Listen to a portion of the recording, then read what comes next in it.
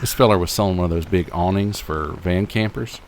So I went out to look at it. It was the first time I've been up in that deep in Taylor's Valley in a long time.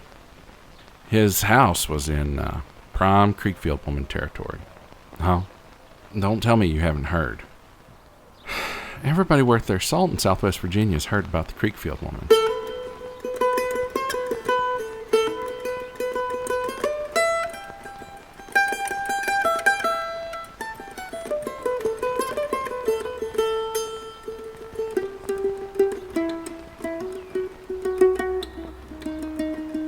Well, there's about 50 different versions of the story, and I've heard about a dozen of them. First time I heard it, it said that the Creekfield woman was this ghost of a Depression-era bank robber or highway robber, her and her boyfriend, or husband, depending on who's telling it. Kind of a Bonnie and Clyde type deal, and her sweetheart got suspicious that she might run off with all their money, or worse, call the law on him. So he killed her. There's another version that just claims the Creekfield woman's the spirit of a lady roaming up and down what's left of the railroad tracks along the Virginia Creeper Trail, waiting for her husband to return from war. Spoiler alert, she never finds him.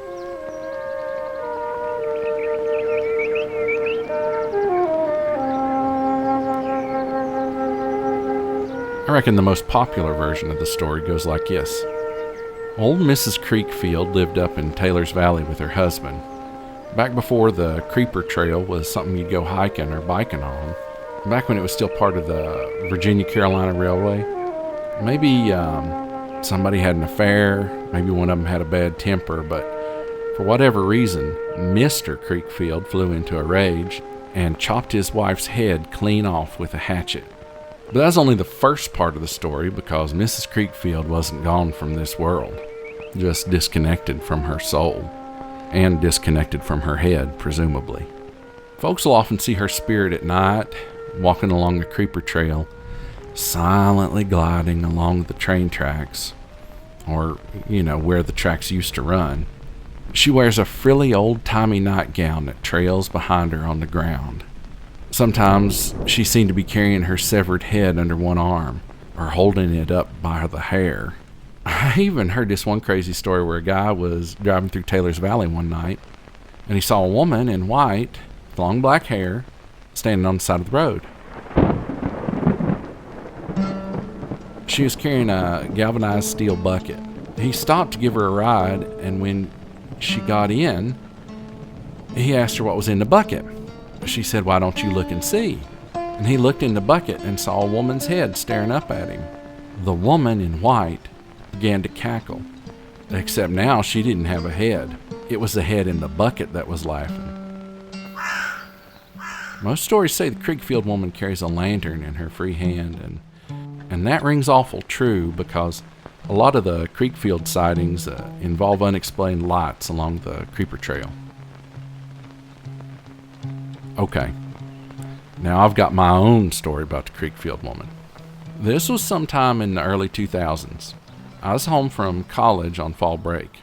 I'd been taking an anthropology class as one of my prerequisites. I went to a liberal arts school. And there's this big assignment to do an ethnographic study of a legend from your hometown. Basically just a big old paper I had to write that was worth a big chunk of my final grade. I decided to write my paper on the legend of the Creekfield woman. As part of my research for the paper, I interviewed a bunch of people from back home who claimed to have seen that old woman. One of the people I interviewed was my cousin Casey. Growing up on my uncle's farm in Taylor's Valley, she would have had plenty of opportunity to see the ghost. She was telling me about how one afternoon, years ago, she was sitting doing homework at the dinner table. It was pouring rain, and she was all by herself. My uncle was doing something down at the tobacco patch. Probably sitting in the truck waiting for the rain to stop. And Mama was still in town. I looked out the dining room window and saw a woman coming up the lane. She was wearing a tattered white dress that seemed soaked all the way through with rainwater. I remember that my pencil fell off the table and I stooped down to pick it up. When I looked back out the window, she was gone. Now, I've lived all my life in Taylor's Valley, so I didn't think nothing of it. In fact, I made a little joke to myself. I said to myself, "There goes Mrs. Creekfield." So I went back to my homework. Then a few minutes later, there comes a knock at the door. Not somebody ringing the doorbell, but somebody knocking on one of those old frosted glass panels on our front door.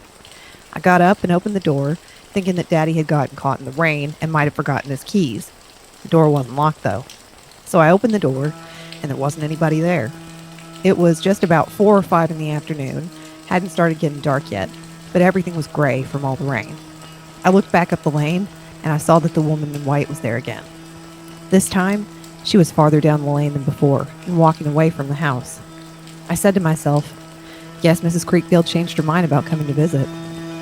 I went back to the dinner table, and I hadn't been looking at my homework for more than a minute before I heard a hand knocking hard on the window next to me.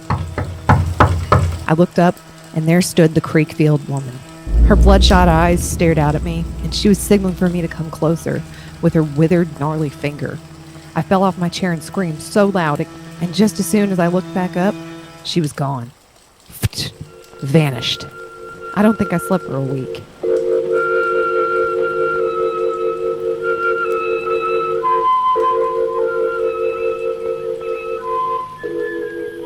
Granddaddy saw the Creekfield woman too, years ago.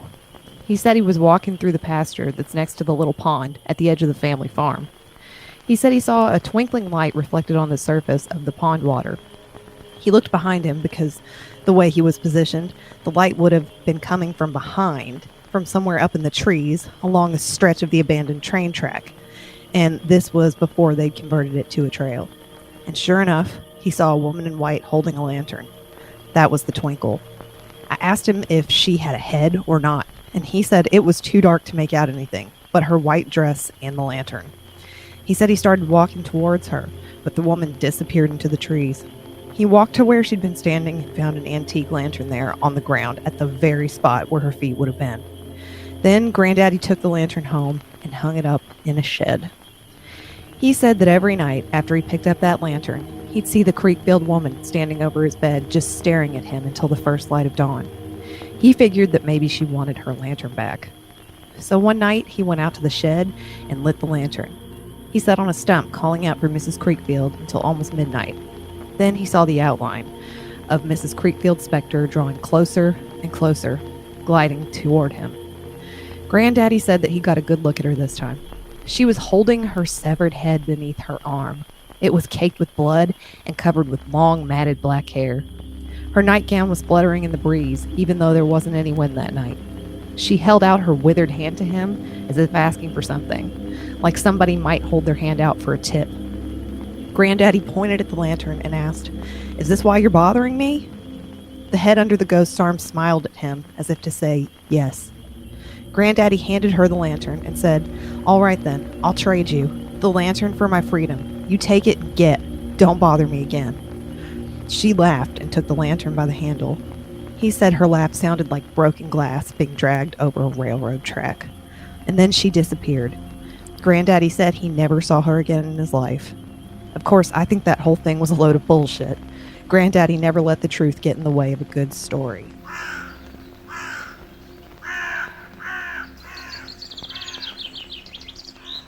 Before I drove back up to school, I went to a liberal arts college.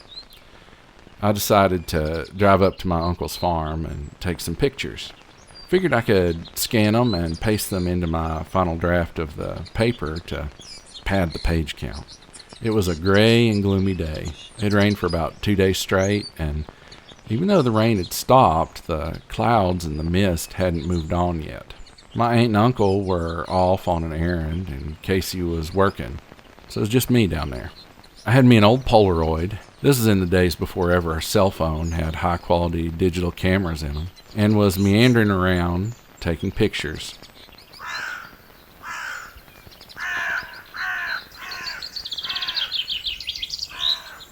The weather started to turn. Like the rain might start up again soon. I snapped a few more trail photos and decided to pack it up and head to the truck. And anyways, I didn't have a lot of film left. I made my way to the pond at the edge of the farm. The water was still and scummy, with a thick cloud of mosquitoes hovering over it. Just for kicks, I took a few Polaroids of the pond. One of them was sort of a selfie of my reflection in the dark water. Then I waited for the picture to develop. photo was dark, but clear enough to make out an image. There, in the water, was my shadowy reflection, standing with the camera just over my face, and there beside me was something else. There, as clear as day, was a reflection of a woman standing right over my shoulder. She held a lantern with a bright orange glow, and her head, it wasn't on her shoulders. It was tucked beneath her arm, like you'd carry a football down the field. I snapped my head around and saw the Creekfield woman, and she's just as close to me as you are now. I fumbled to get away from her and slipped in the mud and dropped the photo I'd just taken. I sent Casey out to look for that photo the next day, and she never did find it. I ran faster than I ever have in my life, and the whole time I could hear the ghost humming almost tunelessly in her raspy voice, always just a few paces behind me. In spite of myself, I stopped and turned to look for the headless ghost. She was gone. Soon as silence was replaced by the sounds you'd expect to hear in this corner of rural Virginia. Bugs hollering, frogs, breeze moving through the leaves, rattle of an old pickup truck on the gravel road about a mile away. Like someone had flipped a switch and suddenly the world was filled with life again.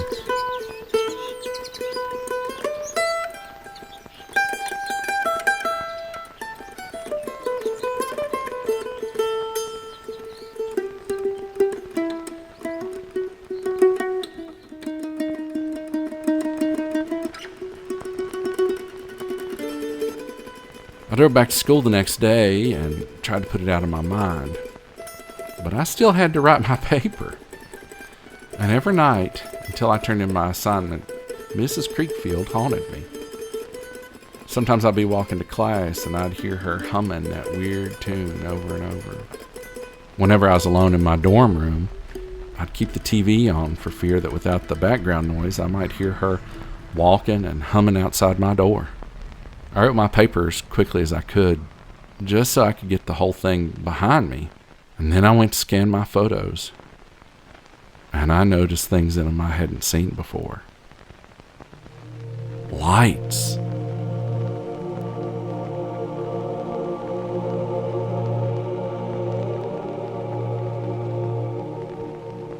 A blurry figure.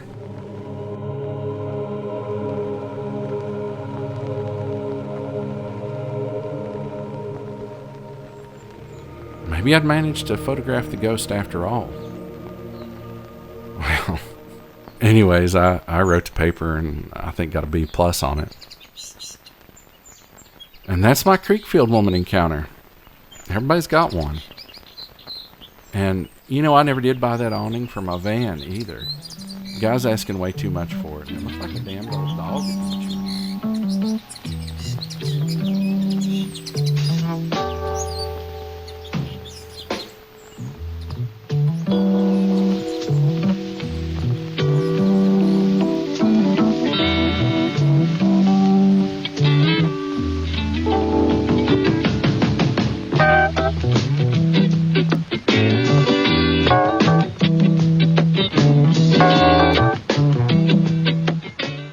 Last year, there were nearly 22,000 murders in the U.S.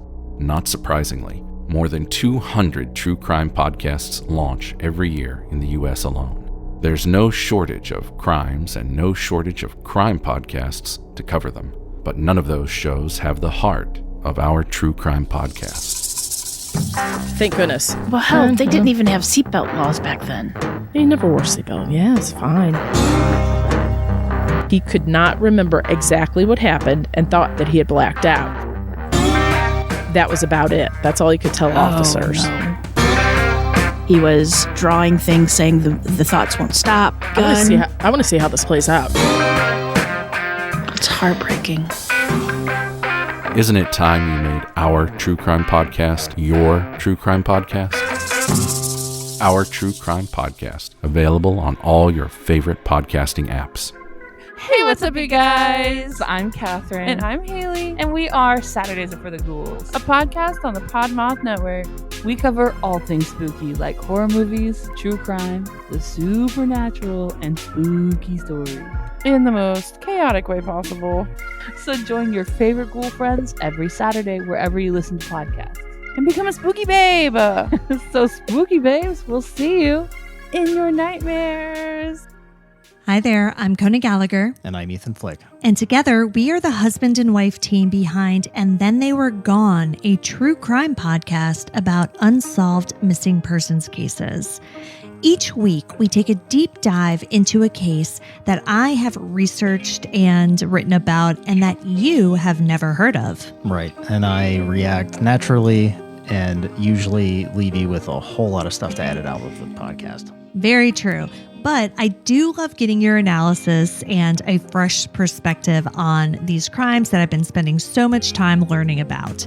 So you can see us on your favorite podcast app every Wednesday when we release a brand new episode. And find us on the socials at ATTWG Pod. And you can also visit us on our website, andthentheywere.gone.com. Could you hold the key to bringing someone home? Hello, I'm Rebecca Rosewood, and I'm here to help you keep your curses hexy and your hexes sexy in this snarky true crime and paranormal podcast. If you like a little personality with your true crime and a little scare with some flair, I've got you covered. Thrice Cursed is available anywhere you listen to podcasts. You can also find my curse content on Instagram, Twitter, and Facebook at Thrice Cursed Pod. And you can find even more at thriceCursedPod.com. Until then, keep it hexy. I'm Edward October. For more true, true-ish, and classic tales of horror and the paranormal, subscribe to our YouTube channel. Be sure to ring the bell so you don't miss anything. Or find all of our links at OctoberPodVHS.com. Octoberpod, retro horror for bold individualists.